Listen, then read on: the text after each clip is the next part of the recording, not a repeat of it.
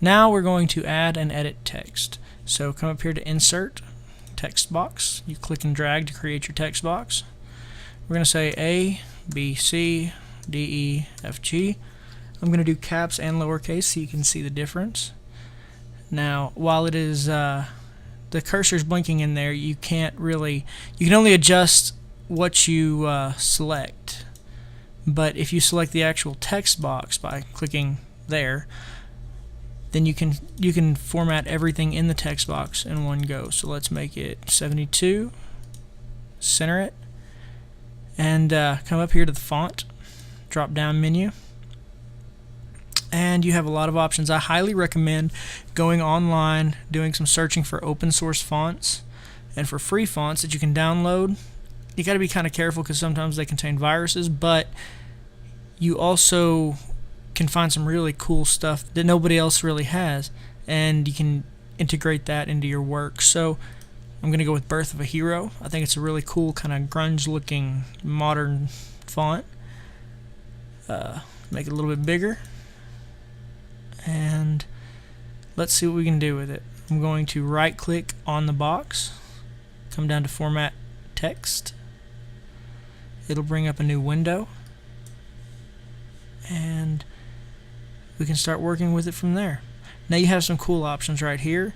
You can do your strike throughs, double strike throughs, small caps, all caps, equalize your character heights to where all of your characters are of equal height, which sometimes that's kind of a cool thing to bring to the table.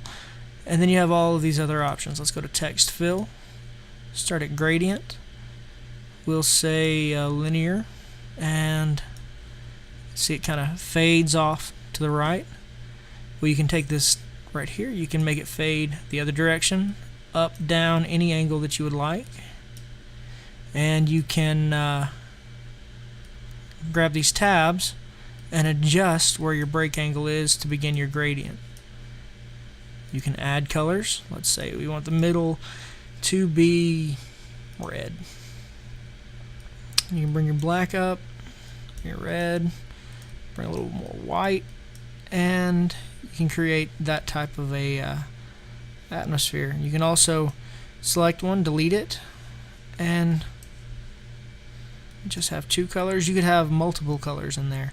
Sometimes it gets a bit busy, but it's kind of a cool option to have. Let's go to Picture or Texture.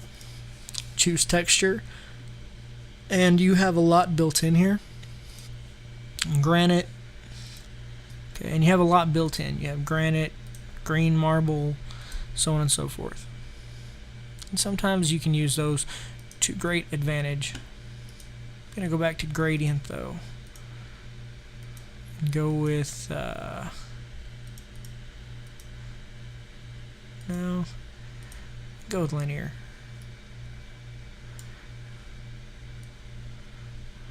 I kind of like the left to right option. Let's go with bring a little more black into it. You can go to text line. Let's say black. Kind of defines everything. You can adjust your transparency on that to where it just lets it bring it out a little bit more, but it doesn't stand out, because that doesn't look too great. Whereas right about there helps you see the font, gives it some depth and so on. You can actually put a gradient on your lines, but let's go to shadow. Click shadow. Same thing as with the shapes. You can add your shadow. You can do a whole lot, add depth to it.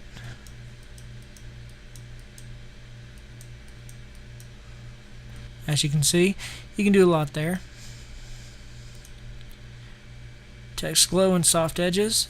Now then, the soft edges, it's not letting you get to glow. Sometimes to bring it out into a when you're on a really jumbled background, you can use the glow option and then just adjust your transparency, and it'll help it stand out just a little bit more from the background. but I would say use that one kind of sparingly based on what you need, because you can get a lot of the same things out of the shadow, but if the shadow just isn't bringing it out the way you need it to, then sometimes you can go to glow and try different things with that.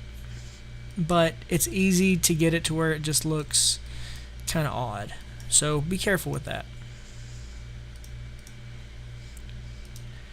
Text reflection, as you can see, it just casts a reflection beneath it, and you have the options of transparency, size, and distance that you can create depth with all of those. You also have 3D formatting and 3D rotation, just like you did in the shapes. And play with it, see what you can do with it, see how you can use it for your benefit and make it do what you want it to. But again, I highly recommend looking for open source fonts and free downloads, or if you're willing to pay for them, pay all you can for them and use those, because a lot of the generic basic fonts, they don't do what you want them to.